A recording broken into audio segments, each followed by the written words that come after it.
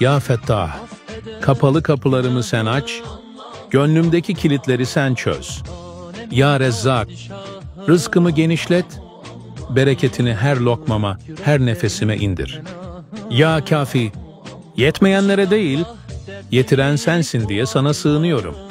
Ya Şafi, dermanı ararken, şifayı yalnız senden bekliyorum. Ya Gaffar, günahlarımı ört, kalbimi affınla yıka.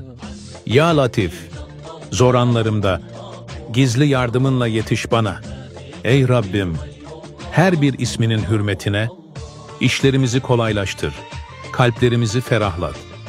Seninle yürüyenlerden, seninle huzur bulanlardan eyle bizi. Her kim bu duayı paylaşırsa, Rabbim onun da gönlündeki kapıları açsın, işlerini kolaylaştırsın, hanesine huzur ve bereket indirsin. Amin.